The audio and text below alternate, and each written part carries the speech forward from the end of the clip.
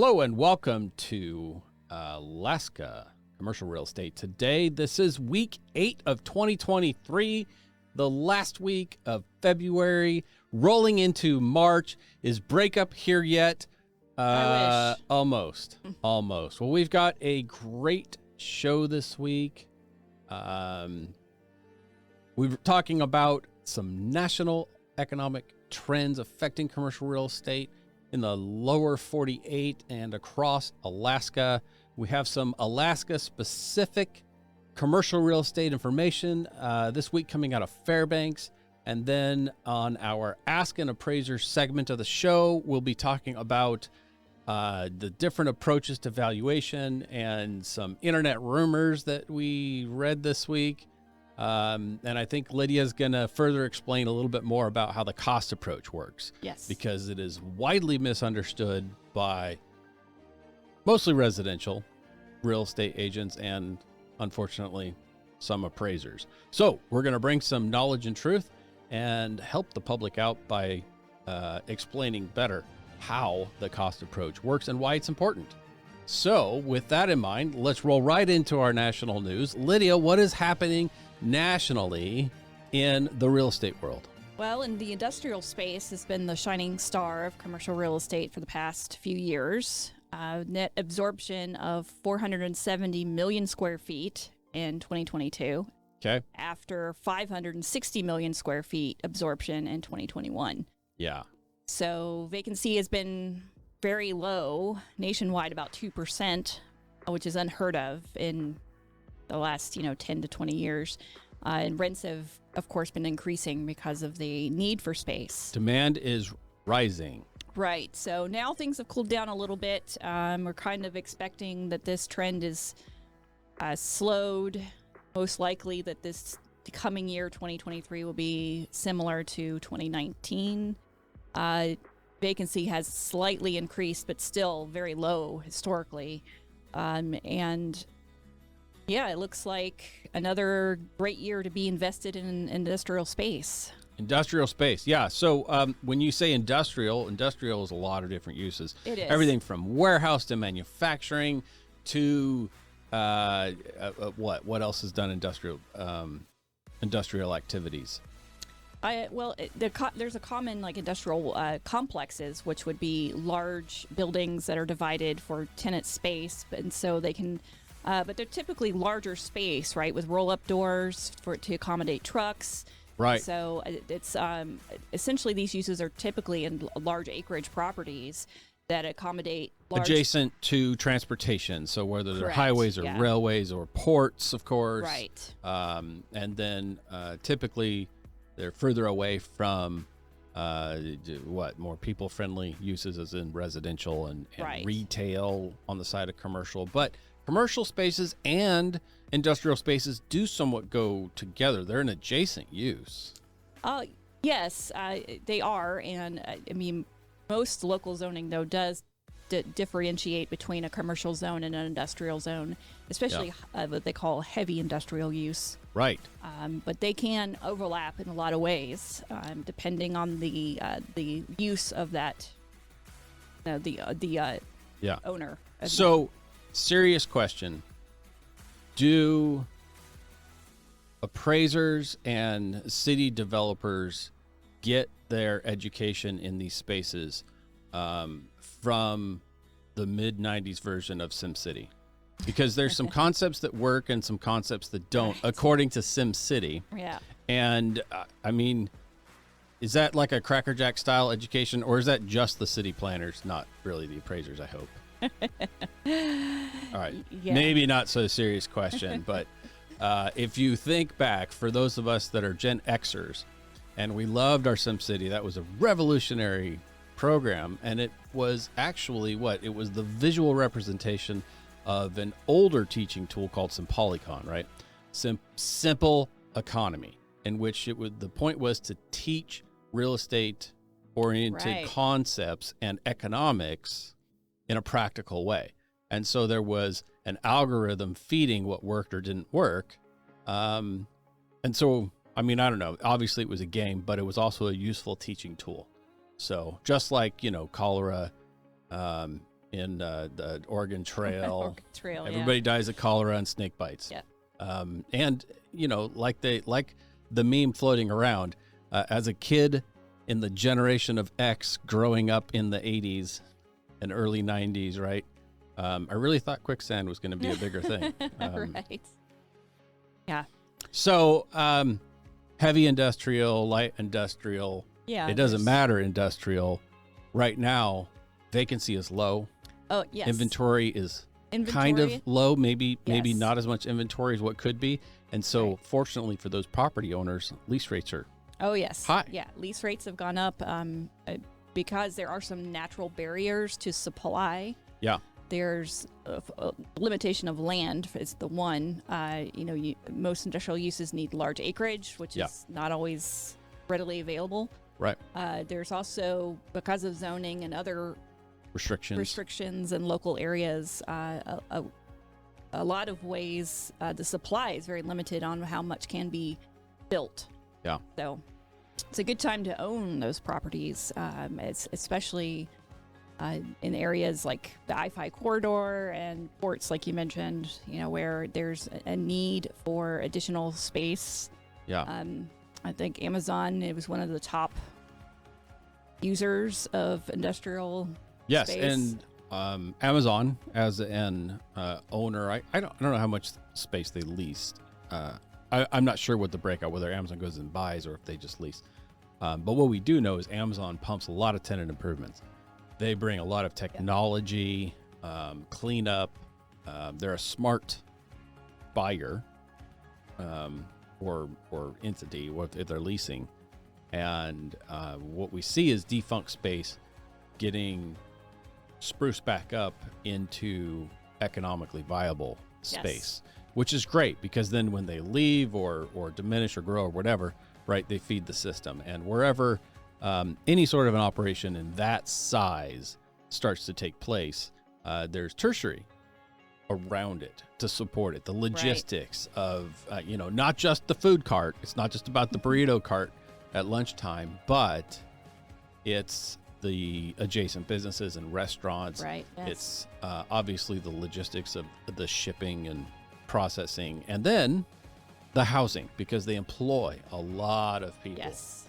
Right. Yes. And so just like when Walmart comes into a small town, it helps the whole community, from jobs at Walmart to jobs supporting Walmart, right, and then jobs supporting the employees of Walmart. Right. And so we see that as well in these larger industrial, whatever. So that's good news in that there's low vacancy and high demand. Yes. We know that Walmart earlier this year, or was it last year, was doing some hasty development of large warehouse because they couldn't get what they wanted where they wanted it. So they started slapping together some warehouse space, especially in port cities. So there was a lot of evidence of that happening down in California. It came about because of the logistical challenges that we had in the past few years, and trying to lots of boats sitting out in the water. Yeah, try to close the gap of where they, needed to have availability and have space. Yeah. And so, there was a lot of construction happening, a lot of space that was sitting vacant being revitalized and reused. Very good times for industrial space, which, is kind of neglected in a lot of ways in the commercial world because it is a little, when you get into some of those high, heavy industrial uses or, Can become specialized. Yeah, it's very specialized, can be. So, but it's a good thing for the United States in general to have the available space for storage of goods, making sure that we can connect our supply chains, quicker.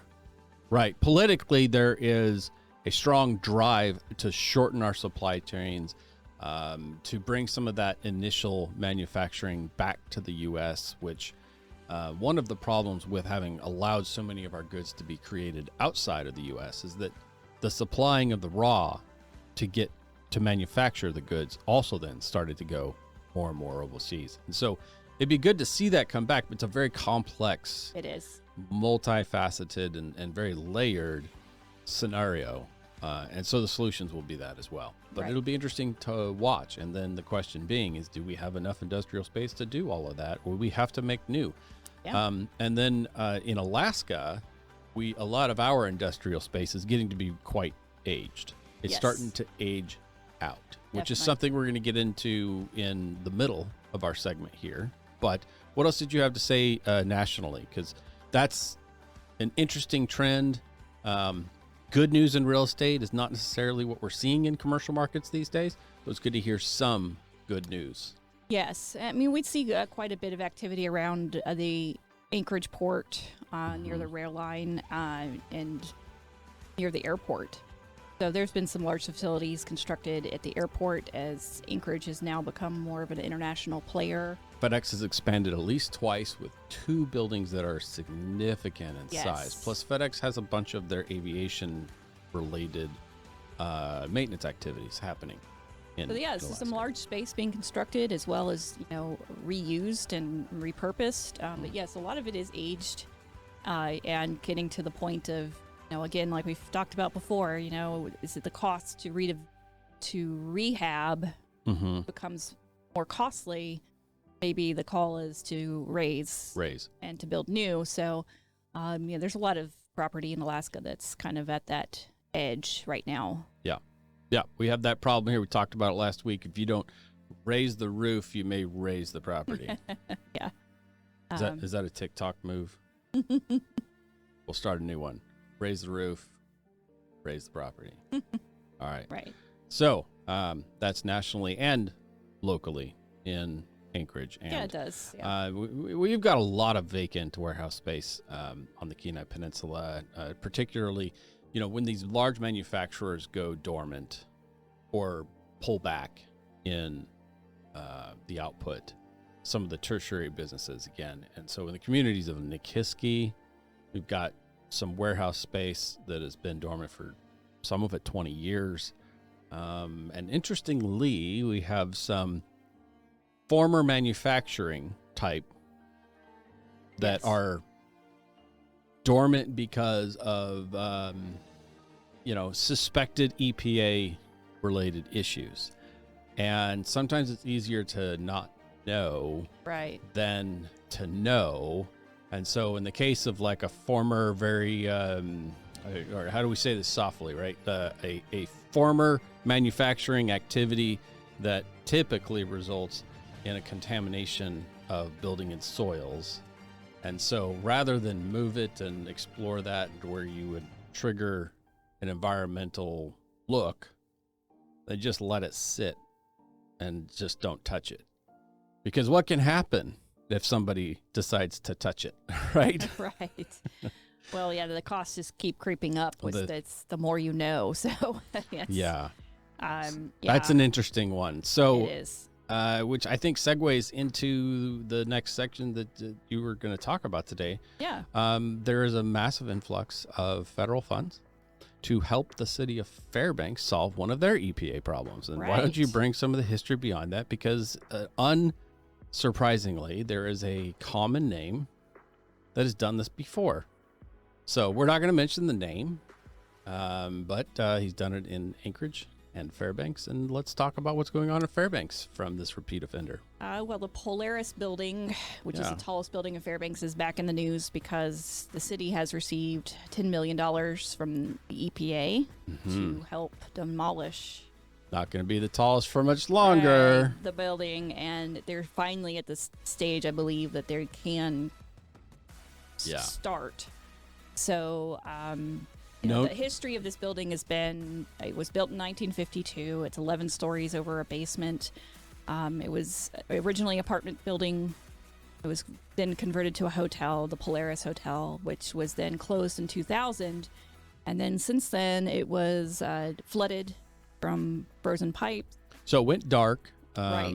And did you look into the history of that? I don't recall. So 2000, that's not before our time, but we weren't operating as a company in Fairbanks at that time. Right. So we were in Anchorage. Yeah. So essentially it was vacant and in need of repair. Right. 23 years ago. Then Yeah. there was a buyer who came in Yep. and decided that they were going to convert it into commercial and residential use, similar to what he had done in Anchorage, with a very similar building, actually same vintage, same style building. Yes, and some of the Yeah. same problems.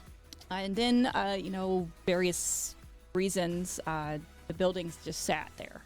And in 2012, it was condemned by the city. Okay. So it's after that, After that, he stopped paying taxes. yes, the taxes were not paid, and the building was foreclosed on in 2017, which then the city decided to exercise their option to purchase it out of foreclosure. Right. Yeah. With the help of some local businesses and individuals, Yes. the city didn't just pony up tax money. They approached and made the borough whole in what they were owed Right. through donations Yes. from local business people. Local businesses, and it's yeah. hard. It's not hard to imagine why in the middle of downtown Fairbanks you might want to solve an eyesore. And at that point, it was known already that it was more than an eyesore. At that point, it was Yes. known that it had been a contaminated site. The previous ownership, rather than solve the problems, perpetuated them. And again, we're going to walk some thin ice here in how we approach this. We don't want to get sued, Right. but It's, You know. the EPA had stepped in and did agree with the city that there was contaminants, mainly from black mold, probably most likely from the flooding, right, as well as asbestos due to the age of the building, that's typical. and PCBs And that's again, from PCBs are typical of a certain Yes. era of construction, and it's something to be aware of if you're going to buy, and this is what we're talking about in some of these older industrial spaces. So the PCBs in sealants and paints and all the tiles, and there were things that it allowed things to remain flexible is what a PCB essentially does, right? And we're not environmental experts, No. nor are we chemical engineers. I did sleep at a Holiday Inn once. I don't remember if it was an Express or not. Regardless, So- it was very common from Yes. about the mid 40s, although as early as the late 20s. we still have disclosures that have to be signed for. We do, but a lot of that's lead paint, For and so paint, yeah. lead was kind of the thing that came after the PCB, because PCBs in paint allowed them to remain flexible, go up on the wall, right, and then they'd flash off. But a lot of that would remain. The half-life of a PCB is quite long, Right. and So in order to remove it, you have to contain it and keep it from. which is the major consideration in this case. It is. Because in Alaska, we do not currently, according to the article, Right. which I had heard before, but the confirmation comes from, where does this come out of the Fairbanks miner? Yeah. Okay, comes out of the miner, so call them if we're wrong. The state of Alaska currently does not have the ability to remediate as far as permanently. We have companies that can remove. It's Right. where's it going to? Yeah, where does it Because go? you do have to take the material and debris, get it out safely, and then take it somewhere. And Right. the Alaska doesn't have the ability to storage it. And that's sort of why this is such an expensive proposition, It is. and why we needed the feds to step in and assist, in this case, the city, Right. with the costs of dealing with this. Right. And so what's unfortunate is someone paid his self company a pretty large amount of money every year from grant money, while the whole time complaining to the various taxing authorities they couldn't afford to pay, and got concessions. And it's just kind of his business model. It is. Yeah. It's how it works, is that he buys these defunct, broken down, gets money from outside sources to solve the problem, or makes a plan to do it, pays himself a lot of money the whole time, doesn't really do it. Yeah. And then when all the concessions run out, like in Anchorage, they gave him, a 5-year with some extensions, so potentially 10. And then when he came to the end of the 10, he tried to do some fast talking, creating of entities to get it to go for another 10 or 20. Right. It's kind of what he does the whole time, paying himself. And what he ends up doing is leaving the community with this wreckage that is now way worse. He spent the money and didn't solve the problem. So that's frustrating. Yeah. So, So to everyone involved, and these are not small projects, obviously. the one in they're Anchorage very, was not small either. Yeah, very large sums of money in order to solve these things. Very arguably an eyesore Yes. of the community. And no one can blame the business owners and community of Fairbanks for wanting to solve the eyesore. Right. So they're going to tear it down. That is the plan, and I believe they want to start this year. And that's what's exciting. So they're moving forward. So as far as timelines go, when did you say it was about 5 or 6 years ago that the city took possession? Yes. So that is typical of Yes. how long it takes. If you are looking at getting into this yourself as an acquisition, because there's money to be made in doing buying and rehabbing and whatever, and you can get these things once they're contaminated, known contaminated. You can get them very affordably. The city bought it for what, $40,000? Oh yeah, it's 30 to 40,000. Yeah. Okay, and we're not going to ask Lydia to tell us what the building is worth, potentially without those contaminations and problems. But I have no problem telling you, as not a licensed, certified real estate appraiser, it's millions. Yeah. And so you can get a really good deal. And the idea is that if you can afford the remediation, or if nobody knows, you can do the cover up. There's money to be made. So we'll see what happens with the city. I hope they do this well. Yeah, I think it's been eyed because of its location downtown on First Avenue that to be a convention center, and I think the community is the one who Fairbanks decided that was a sufficient use because Fairbanks has fairgrounds, right, and they use that as convention. And I think there's maybe even I can't remember, right? There's 2 sites. There's the fairgrounds, and then there's the the China site as well. Well, they've talked about converting other buildings like the old Kmart there, which was not really viable as a convention center, and they don't have a good convention center is the point. They don't have a good viable one. There's a location to do a similar activity in the summer, right, outdoors, but they don't have a good indoor winter venue to perform this. And so the site, let's go ahead and say where it's located, because it's an excellent location. Yeah, it's a corner location on First and Lacey, close to a lot of uses in downtown, and it's very typical of a downtown core to have something of this nature. Which segues into other uses like hotels, which allows people to stay nearby, and also the restaurants and shopping that would be nearby. It is the typical downtown model of a vibrant community. Yeah, Fairbanks has a downtown. And Fairbanks has a short city block, tall buildings. There's a little bit of that. There's some good barbecue down there. There's a couple of really good restaurants. There's some museums. There's a kid museum. Fairbanks is a great community to do things in winter and in summer. Yes. It's just important in the summer, you really want to be indoors because it's really hot. And in the winter, you want to be indoors because it's really cold. So shoulder seasons in Fairbanks are kind of a thing. Definitely. That's the Fairbanks has the 2 extreme, like you pointed out, weather conditions. So, we've indoor space is We've got important. an office in Fairbanks, and we try not to be there in the dead of cold, and we try not to be there in the dead of the heat. So like 1 month a year? No. Yeah. Yeah, no, it is, kind of the middle of Alaska in a lot of ways. It is. People think it's really far north, and we're not telling you it's not far north. It is, but it's right smack in the middle of our state. Right. So there's a whole lot of north after Fairbanks, believe it or not.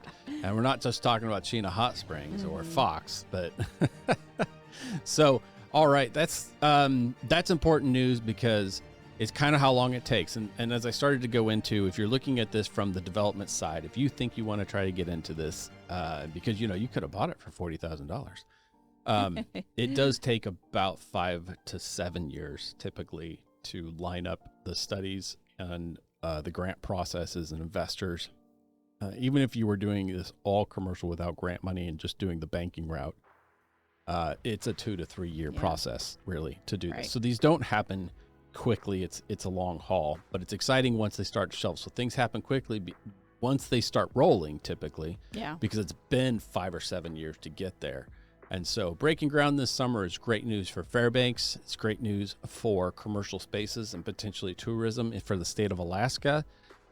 Obviously, it's good news for those who invested in this move with the city, partnered with them to see resolution. And I'm sure everybody in Fairbanks is going to be really happy to see this get done. Yes. Yeah, it definitely needs to be done. Meanwhile, there is confirmation that guy has been run out of Fairbanks. So Anchorage has not run him out yet that I know of. Possibly. I don't know, because he was getting foreclosed on and kicked on out of his other project in Anchorage for essentially the exact same thing. So we'll see how that goes and where he goes next. So be on the lookout if you're in your city planning. If he heads to Wasilla, we're certainly look out for him in Kenai and Soldotna, but I don't think we have his business model down here. But we do have some contaminated commercial projects happening in the city of Soldotna. Yeah, there's one in the forefront right now along the river, actually. Yeah. So known contaminants, former laundromat. So I think we have enough history of the property to know that would cause some port. Right. So we know that it has been remediated. There's some question as to, so I'm not sure that a certain amount of follow-up has happened, right? So when this happens, it becomes known and identified. There becomes a plan, and the plan has taken place. It's been declared over, but there's a certain time period following that in which there's follow-up testing and it gets watched. Yeah. And so that's the status it's in now. So be careful not to misconstrue that we're saying there's a known actively contaminated site in Soldotna. So please don't sue us. There was a known, declared, and recorded contaminated site right smack in the center of Soldotna and very close to the Kenai River. And it's one of the properties that is being included in a master plan for the city to buy and revitalize riverfront properties and create kind of a river walk, park, atmosphere thing. Homer's been looking at this too. Similar concept. Of course, they don't have as cool of a river as we do, but there's a big plan to revitalize and reconstitute. And of course, as far as I can tell so far up to this point, not a single local person has been included other than to, donate your land through condemnation. They're hiring Portland firms to come up and perform the valuations, develop the plan, pitch the concept. So we'll see if anybody local ends up being involved, other than the local guy selling his previously contaminated land for a lot more than it's worth. They don't want to use anybody local because they might get truthful information. Very interesting situation for sure. If you're in Soldotna, maybe you want to start attending some meetings. Yeah, there've been a few. Will be more community involvement. Of course, the participation of the property owners is... If you own something previously contaminated and declared clean, you'd certainly want somebody to come buy it from you too. Yes. So it's an interesting thing to watch because it does take a lot of cooperation with, there's many owners, private owners along the river. Yeah, the rest of the plan. Yeah. And the city has acquired a lot of riverfront property to develop into a park. So their idea was to create this... In addition to the park that's already stretching halfway across the city. Right. So so the plan is to make it more connected, and along a kind of a destination thing. Yeah, I get it. You know what? We want to see development happen smartly. Our only concern as a business and real estate valuation firm in Alaska is when we see entities try to develop these plans without a local buy-in, utilizing, I don't even want to call them specialists. They're just utilizing people from outside of Alaska to come and develop all this. So we get outsiders coming here, outsiders coming up with the plan, and outsiders implementing without a lot of local buy-in. So those are our concerns as Alaskans. We don't like to see that. It's not a good idea. And unsurprisingly, in this case, the city officials that are leading the charge are also not from here. Yes, and unfortunately, a lot of times the model that gets presented is something that comes from other areas and other cities, and We saw this happen really well in Monterey, California, so let's recreate it in Soldotna, Alaska. Right, yeah, that kind of thing. And their examples are, Denver a lot of times gets mentioned, which, Soldotna is nothing like. So it's unfortunate to see. You know, the best part about Soldotna, that's not Denver, is that I don't have a headache constantly here like I do in Denver. So it's unfortunate to see that, someone can take something they say that's successful somewhere and just try to cram it, stamp it in the same place, in a different place with same thing. But it's reasonable to guess that we may not get picked to be a part of this project. We are watching it though, and yes, it's certainly something that keeps shifting and moving. And the final report is due in November. Okay. From the planner, so we'll see. Yeah, we'll see. We'll see how that goes. It'll be interesting is definitely the word, and something to watch out for. So, what else is happening across Alaska? Do we have any more contaminated lands or buildings that we want to talk about up here? That's quite a few. It seemed to be a theme of the week is contamination.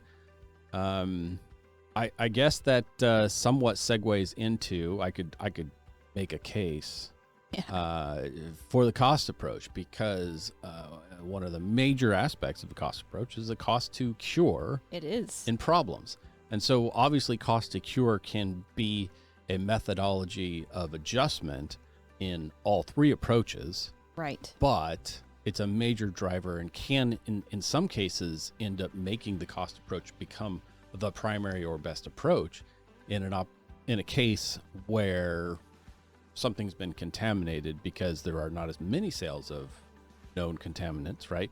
And there are not as many known release rates that have been adjusted for known contaminants. And so the cost approach kind of takes over as the primary approach in that case. But let me back up just a little bit and say, so using all that as a primer for you as the expert on the cost approach to speak about it, there are three approaches to value when it comes to real estate, and the cost approach is one, which is oftentimes ignored for improved properties because of it's typically used in new construction. So the cost approach is the premise of you take land value, vacant and ready to build, typically, and then you apply the cost to construct your improvements. And so in new construction, this is used all the time, and it also, it's the secondary approach, but sometimes can be primary approach to new construction, especially in commercial.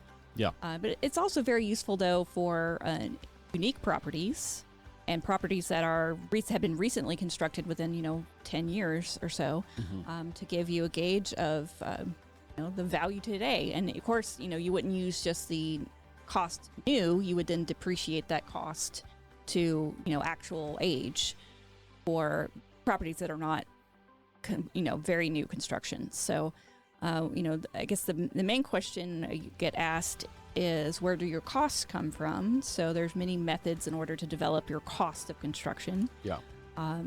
Local builders is one. Projects that the appraiser's familiar with, they can get a lot of good data from them. But there is also a cost manual that's been around for there's more than one 50 years or so. There is more than one. There's one that a lot of contractors use to produce estimates.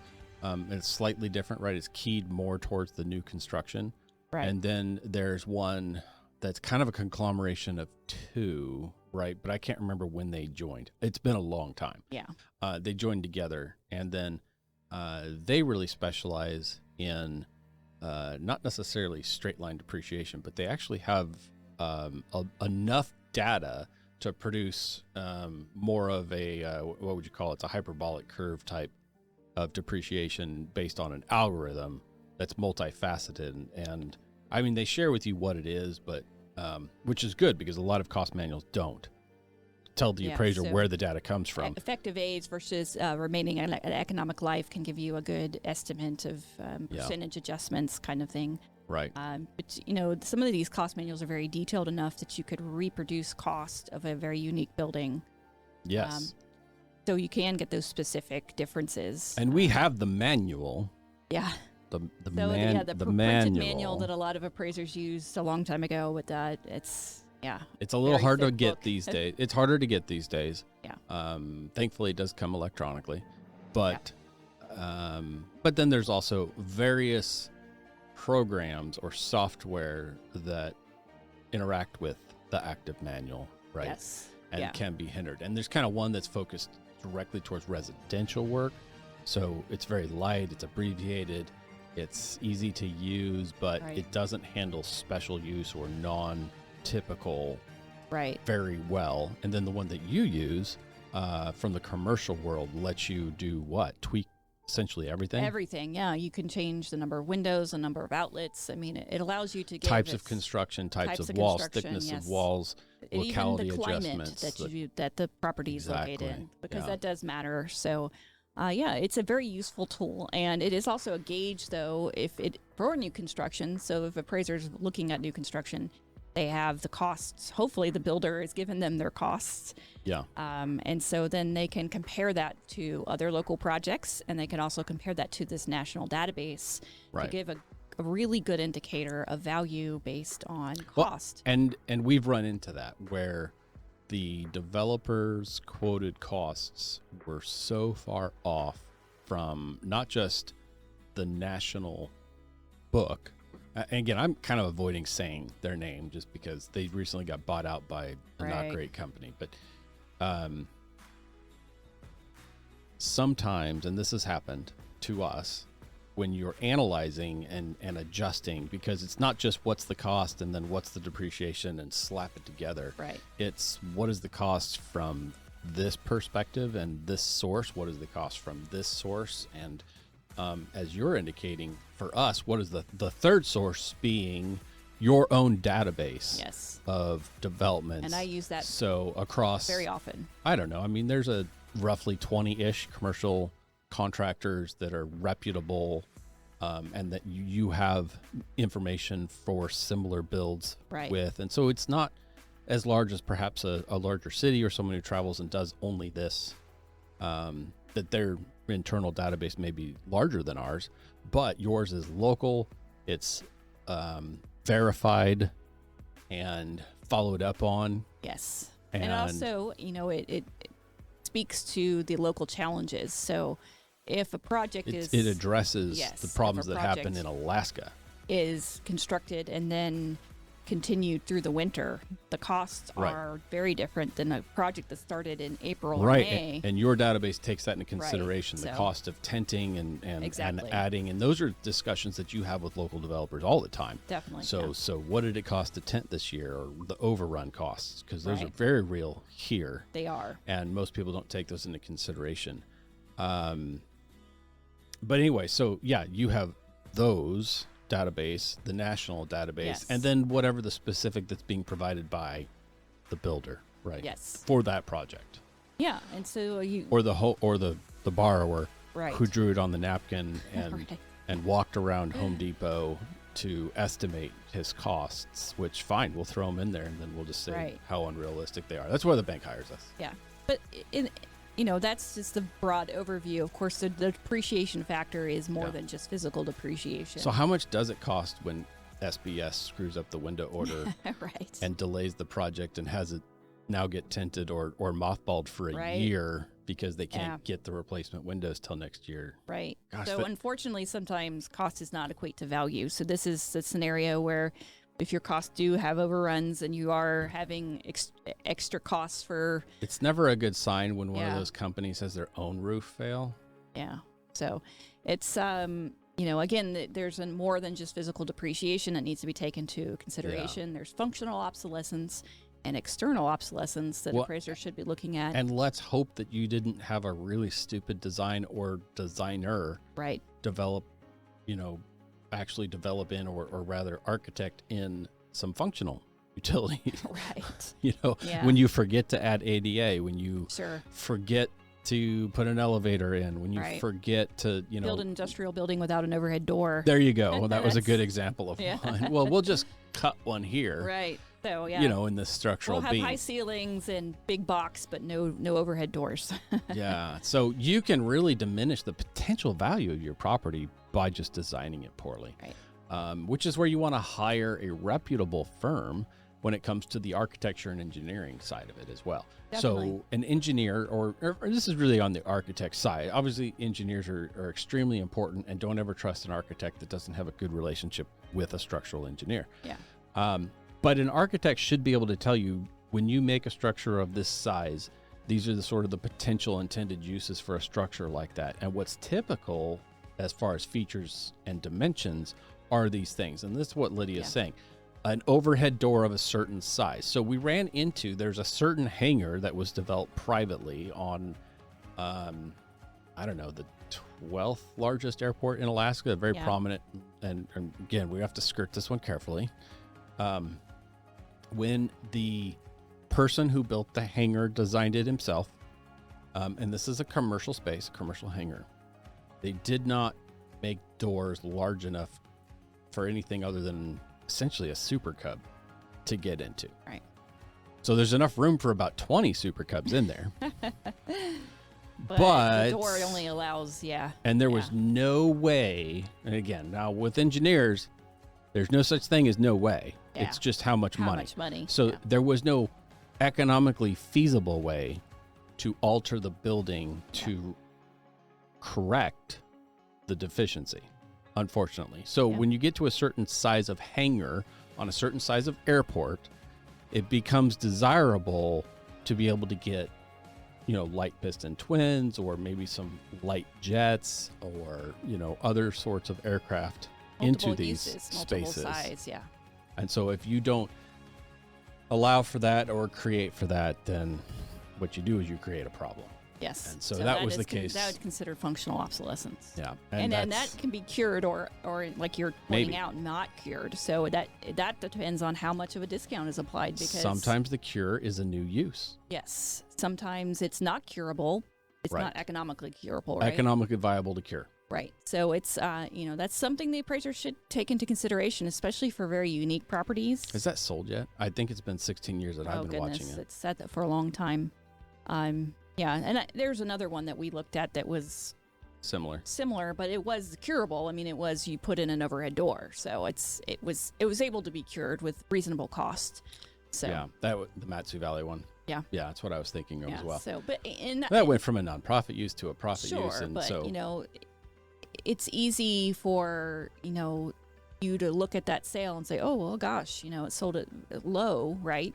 Should have sold for more. But then you look at the fact that, well, it didn't have things that typical users would want. So that's the difference between a broker's price opinion often case, where they just say, well, the building use is this and the square footage is this, because they like to do a lot of rule of thumb price per square foot valuations, which can be a reasonable way to come up with an initial starting point for marketing.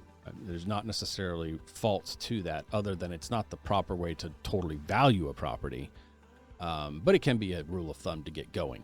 Sure. With that said, anytime you have these functional utility issues, or special use or highest and best use dysfunction, given that it's not typical where it is or what it is, one of those things, right?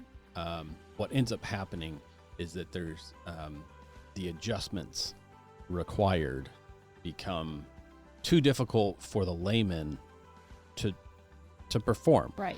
I mean, we get people that call and ask us these questions over the phone, and they want us to explain the methodology to them. And I would love to stare into the camera here and tell you how to do these things. But the reality is, it actually does take not just the 4 years of study to get a degree, but then on top of that, another 3 to 4 years of internship, 4 years of advanced graduate level study, and then usually another 10 years of experience. Yes, definitely experience. To get to the point to be able to properly perform this analysis, which brings us to a strong point that I'd love to drive home here, which is hire the appropriate professionals.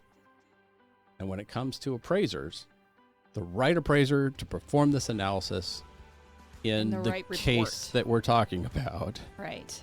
would be I'd someone appropriately designated in a through the Appraisal Institute. case of something like this, if someone was to order a desktop appraisal, which what a desktop appraisal typically means is that you don't view the property, Yeah, not even a drive-by. and maybe you get photos from somebody else, or But- you're not allowed to step foot on the property. So maybe you get these photographs, and Getting they a take lot of requests for those from Wells photographs Fargo from these every days. angle except for one. Right. There's a lot of room. There's usually typically a reason for that, and and this is we've seen instances where they're trying to cover up or hide something that they don't want the appraiser to know about.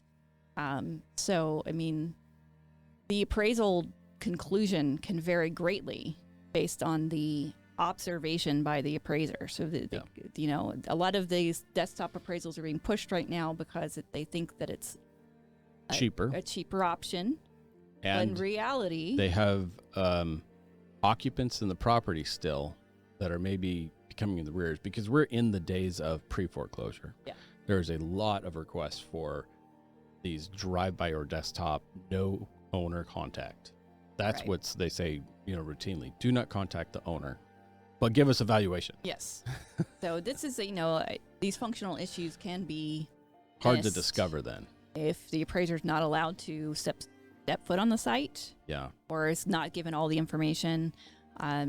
Weird. No. So, I mean, if I was to pose a question to you, hypothetically, if I was, say, a trainee licensed to perform appraisals in Texas and working for a large bank that starts with a W, and I called up to you in Alaska because I was performing a valuation on a property worth over $1 million here, do you think maybe there's some room for error to happen?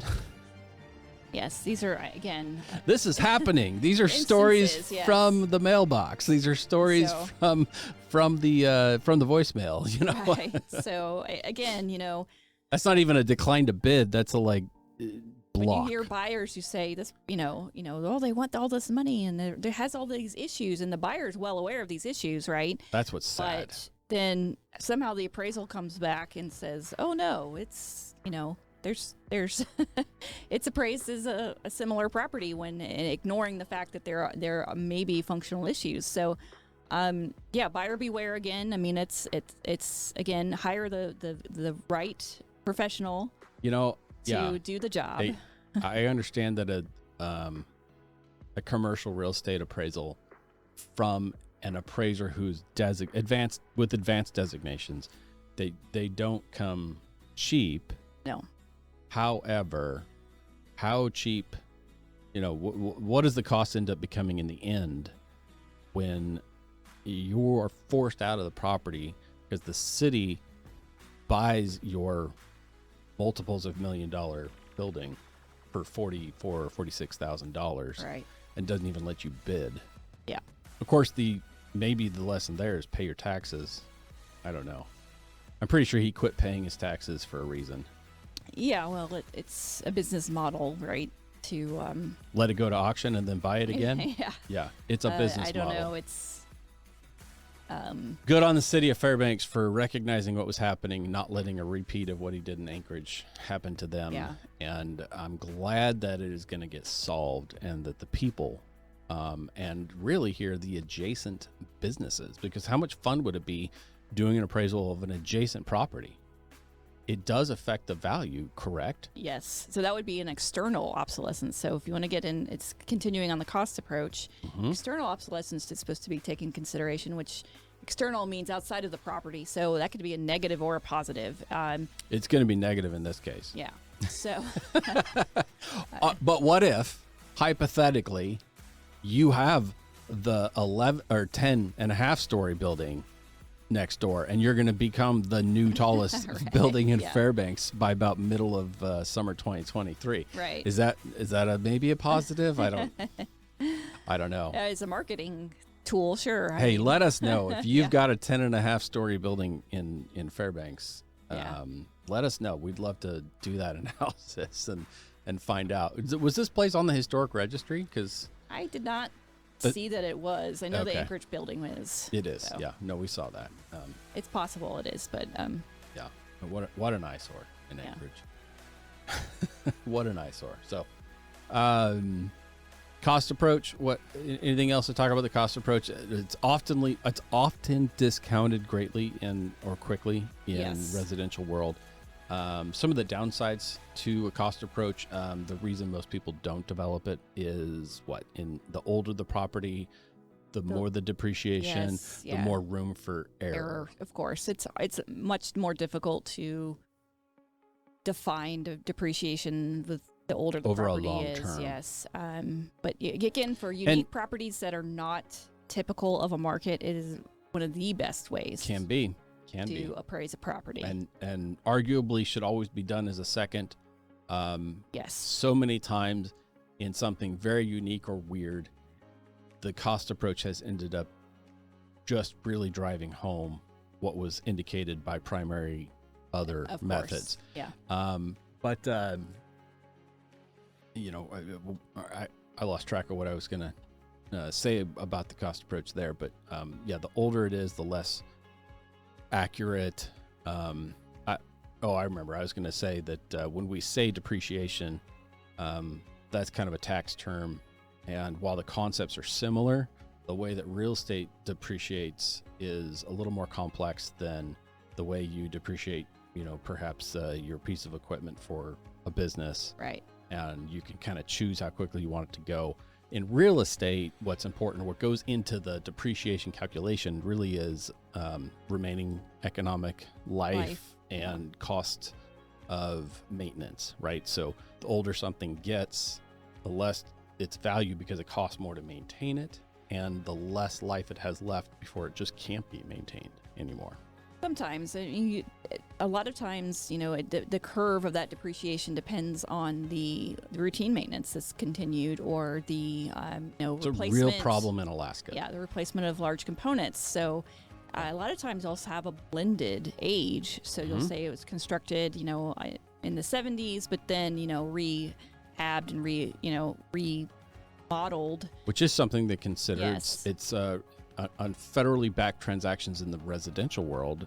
There are requirements for most of those mortgages to indicate how long it's been since a complete overhaul versus a refurb, or what are the terms they use in residential? It's a little different than what we use. So they want to know when were the appliances replaced the last time versus when did you rip out the counters and everything. And so there's when these home shows, or you watch something on HGTV and it says put stainless appliances, and then what's the new one? Put granite, right? Put granite countertops, blue cabinets. and don't do that. Classic. Go with classic. Everybody remembers kind of the late 80s and early 90s and all the pink that was everywhere, and all the brass that was everywhere.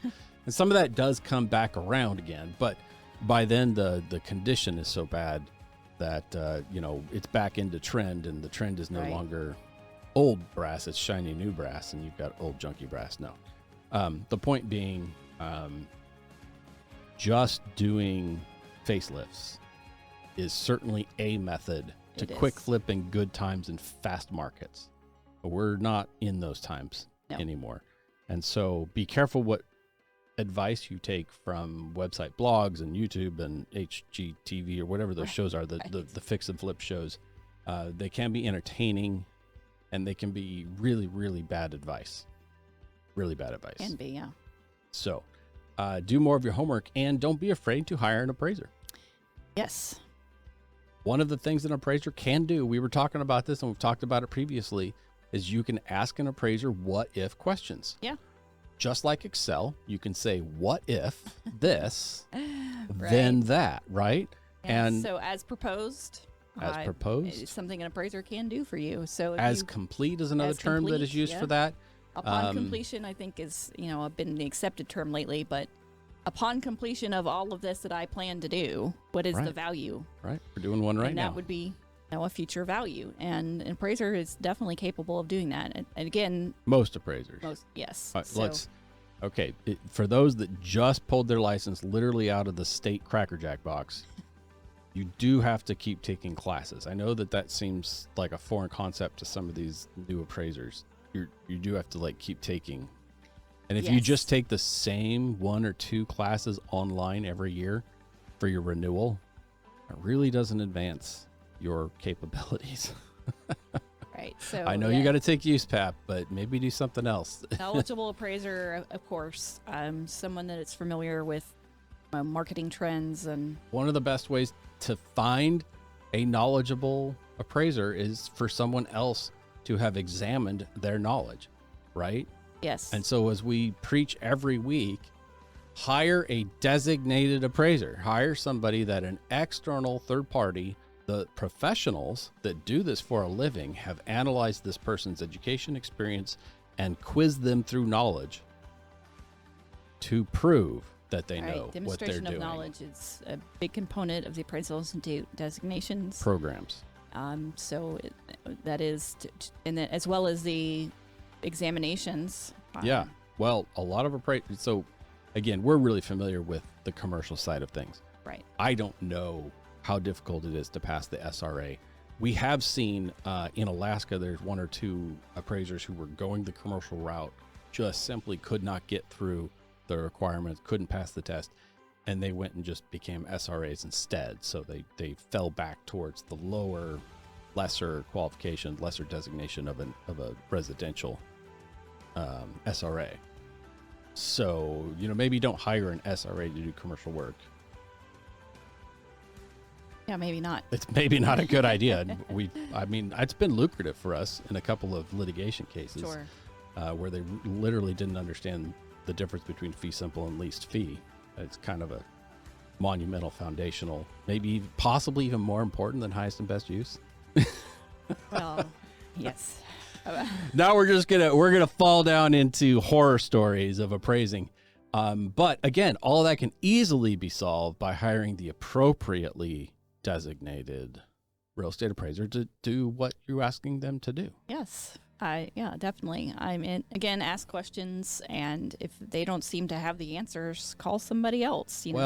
Even if they have answers, well, if you don't understand enough to know what the answers are, call and ask for advice. Yeah. So again, asking questions on how many proposed projects have you worked on? How many?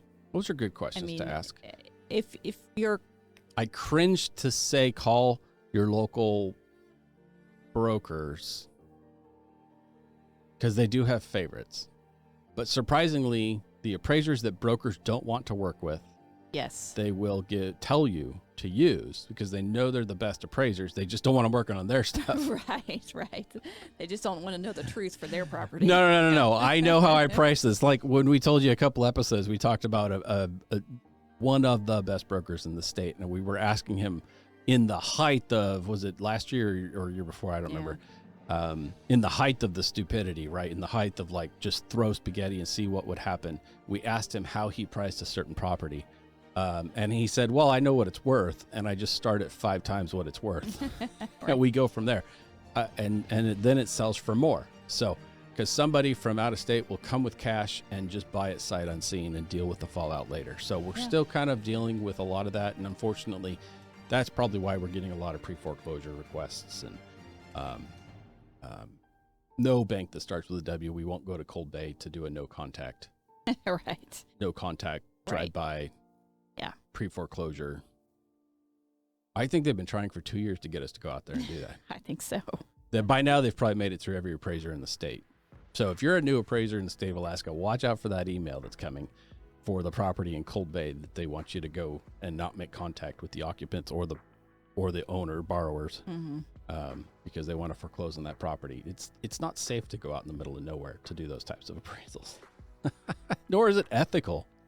Nor was it ethical to even lend on it in the first place. My goodness, what's wrong with some of these banks? So I think that's all we have for this week. We're coming up right up on about an hour. And, by the time we add our fancy intro and outro, which are, the best parts of the show, we'll be right up there with our time. So if you have any questions for Lydia, we love answering weirdo type questions. We would be very happy to, look at your unique situation and see what what bits of evidence we can offer on or offline. And, you know, the worst case that we would say is, you know, here's a quote to actually do this for you, or we just, you know, our hands are tied or we have a conflict of interest or whatever.